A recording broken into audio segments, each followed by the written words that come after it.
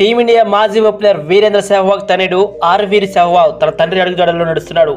తండ్రికి తగ్గ తనయుడుగా నిరూపించుకుంటున్నాడు. కూచ్ బెహర్ ట్రోఫీ 2024లో ఢిల్లీకి ప్రాతినిధ్యం వహిస్తున్న ఆర్వీర్ మేఘాలయతో జరుగుతున్న మ్యాచ్లో డబుల్ సెంచరీతో చెలరేగాడు. తండ్రిలానే ప్రత్యర్థి బౌలర్లను ఆర్వీర్ ఊచకొచ్చ కోశాడు.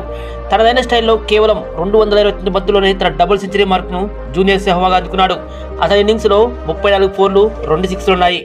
ఆర్వీర్ సరిగ్గా 200 పరుగులు చేసి అజేయంగా నిలిచాడు. రెండో రోజు ఆట ముగిసే సమయానికి తమ తొలి ఇన్నింగ్స్లో 2 వికెట్ల నష్టానికి 468 పరుగులు చేసింది. అతడితో పాటు దాని నక్రా 98 పరుగులతో క్రీజులో ఉన్నాడు. ఇక ఢిల్లీ ప్రస్తుతం తొలి ఇన్నింగ్స్లో 208 పరుగులు అధికంలో కొనసాగుతోంది. ఈ ఏడాది అక్టోబర్లో ఆర్వీర్ వెను మన్కట్ ట్రోఫీలో ఢిల్లీ తరఫున ప్రొఫెషనల్ క్రికెట్లో అడుగుపెట్టాడు. తన డెబ్యూ మ్యాచ్లోనే ఆర్వీర్ అదరగొట్టాడు. మణిపూర్తో జరిగిన మ్యాచ్లో 49 పరుగులు చేసిన తన జట్టుకు అద్భుతమైన విజయాన్ని ఈ ఢిల్లీ చిత్తరపిడుగు అందించాడు. ఆ తర్వాత ఆర్వీర్ సెహ్వాగ్ తన ప్రతిభను చాటుకుంటూ వస్తున్నాడు.